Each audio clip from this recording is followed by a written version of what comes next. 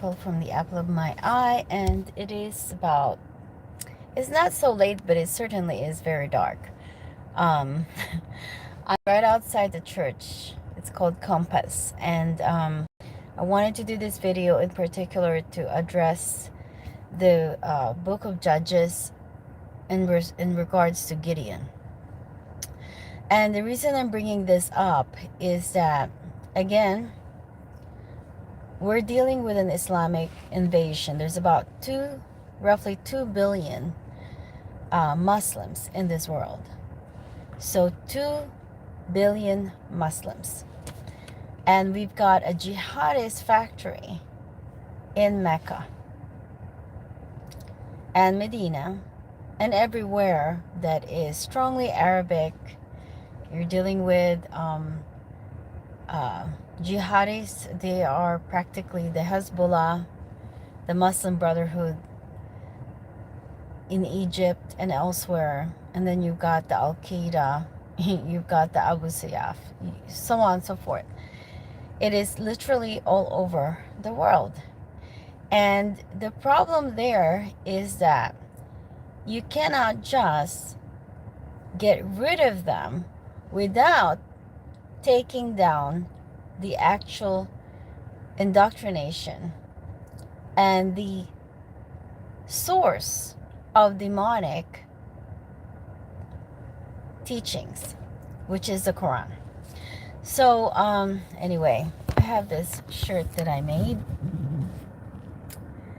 It says love, courage, and hope. In terms of courage and love and hope, you need God, and we need to have a straight talk in regards to how do you take down the jihadist factory. You cannot take down the jihadist factory by mere strength of a human being, because these are ideologies that are embedded in different parts of the world. And in particular, they've got a common goal. It don't matter if they are Hezbollah, they're moderate, or they're jihadists. They all have the same aim, and that is to clear Israel from existence. And it's not just the nation, it is the people and the Bible. And if they can erase the Bible, that would be super as far as the Muslims are concerned. However, there is pitfalls within the Quranic verses, because there are fragments of the Bible within the Islamic teachings. And by the way, the Islamic book, the Quran, has been revised, they said, over 30 times. It's not authentic, first of all. And it's a mockery. It's a mockery of the Bible, where you practically rip up the pages of the Bible and then you start sewing into the verses of the Bible weird demonic doctrines that is so far vile and so disgusting, but somehow by the virtue of a demonic incantation, it is imbibed by people like it's the best thing. It's like cocaine. It's got to be cocaine. It's more powerful than cocaine, because it doesn't just quickly kill the people. It basically makes them implode, explode, and yet this is how and they conquer and conquer. You know, it wants to kill human beings, this particular religion of Islam. Now, the political leaning is gearing towards communism, another byproduct of demonic incantation. And again, this is why I say that we are dealing with worldwide witchcraft and wizardry, because it doesn't make sense. It's a religion that never made sense. Okay, Islam does not make any sense, because you've got people there that are bowing down to the ground, and they have switched the Qibla. It was at one point facing Petra, and then another point facing all of a sudden Mecca. And it's like, and then the practice, it's a lot like, okay, if you take Muslims going round and round, it's not any different from how the Jews went round and round and took down Jericho. So what would it take to take down Mecca? I mean, should we send the Jews there, go round and round? Will it dissolve? I mean, how do you put an end to this particular practice that are honestly very vile? It's like it's a demonic orgy, okay, so to speak. So again, humanity is dealing with witchcraft and wizardry. Okay, it's in the Islamization, it is in the communism, it is in Catholicism, and it is in the New World Order. Okay, it doesn't have to be in any particular order. This is what we're dealing with, is that the conquering through fakery and deception and illegitimate. Okay, so the key word there is illegitimate control. Okay, illegitimate control of humanity to the point of extinction, because they're trying to destroy Israel, get rid of the Bible, get rid of the people, get rid of the land, get rid of every artifact that ever spoke of the Jews and Israelites. And there is a difference between Jews and the Israelites and Hebrew, but they are, this is the particular chosen groups of people that God used mightily for all of humanity to relate upon. Okay, and they have fallen into the sin of witchcraft as well. So I was reading the book of Judges, and I didn't, I was surprisingly not enthused, that to the point that I had to pray. I said, Lord, I don't really feel like reading this. Do I have to read this? And I'm like, what's the point? I mean, I already know the prophecy. I believe it, with all my heart.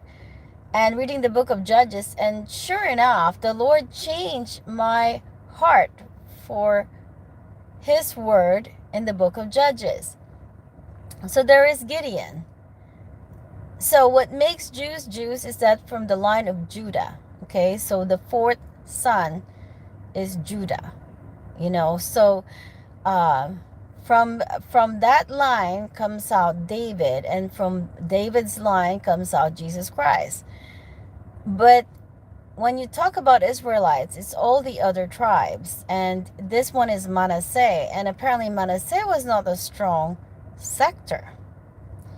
And there is the son of Joash, and the angel appeared to him and said, the Lord is with you, mighty warrior. And he decided to offer an animal, as a sacrifice.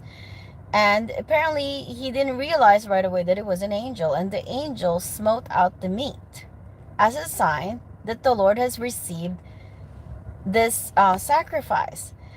And what took place is like it's a series of Gideon literally testing if this is of God. And he was told that he needs to win, he's going to go and win the war with just a handful of people, 300 men. It was from thousands of men to 300 men. So Gideon was quite an influential figure. So why am I bringing this up? Well, we've got a situation where we got the phase one, which is basically we got one more, hostage, dead hostage that need to be found. And upon the release of this person, the next thing is there's supposed to have been the disarmament of Hamas, which is not taking place. I mean, they were talking about June, and I'm kind of like, well, that's silly. By June, they're going to be recouping more and more artilleries, because unless all these there's more flood. Okay, there's been flood in Israel, and by the grace of God, that flood is happening because you need to soak out all of these tunnels underground. And they are not disarming, and they are being empowered to hold on to their guns by world leaders, technically. And I don't even want to mention the US. I mean, it is really sad. Now, in my mind, I'm like, well, maybe Trump is just playing it out. I hope he's just playing it out. Like, no, you cannot bomb Lebanon. Let me put this on Twitter. It's just crazy. But of course, Israel has to fight off Hezbollah and Hamas, and Hamas has been totally rebellious to, to whatever contract this is, that they're not holding their end of the bargain, is what I'm saying. But we're supposed to give them a land, and of course this is the stipulation of Saudi Arabia. Now, what is the Midianites is about Mecca.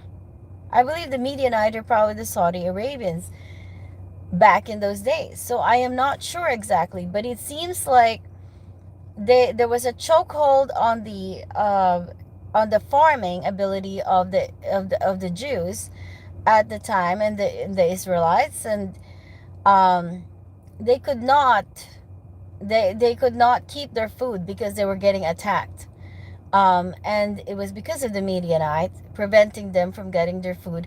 And there is a lot of there is just so much with this Midianites. And when Gideon was told, go and you will win the war, the fascinating thing there is that God reduced the soldiers. So down to 300. So we've got the 300. Now, by the way, there's a committee of 300, which I believe is a mockery of the Gideonite. So Gideon was the judge at the time. And so it's interesting how he even tested God. Okay, if you make my fleece wet and the ground dry, then I would know it's from you. And then he said, well, one more thing, can you make this dry and the ground have dew? And God, showed him. And then when he gathered the people, the Lord says, okay, only keep the ones that are gonna lap like a dog from the water. And so I thought the people that knelt down and drank is the one that was taken, but actually it's the one that just bent down and lapped like a dog. So, like, the person didn't kneel down. The people that did not kneel down are the ones that was taken, and it's to save the Israelites. And so with 300 men, he went forth, and he basically he won. He won, you know, immeasurably, and God was with him, with Gideonite. And now it is interesting because I'm kind of like I said before, the enemy is one, Satan, and our greatest ally is God. So when I look at this thing, okay, it's gonna take a small number of people to prove to the Midianites that they're not gonna win. In fact, it caused such a stir that the Midianites freaked out. Okay, they just have to blow the trumpet, break glass, or whatever the Jews had to do.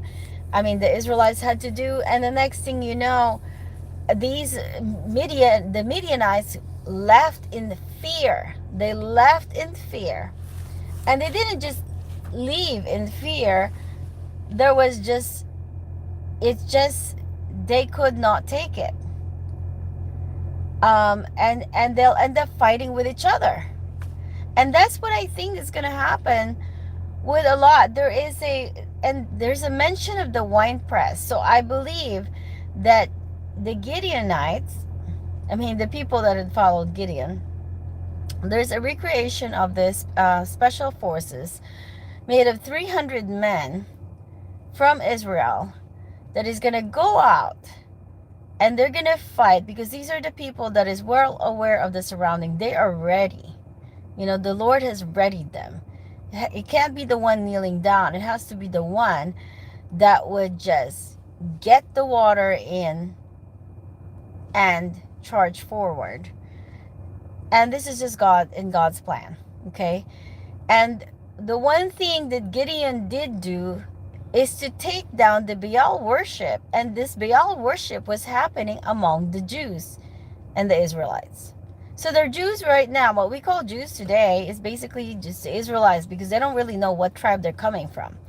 So it will take 300 men to do this in accordance to what God wants to do.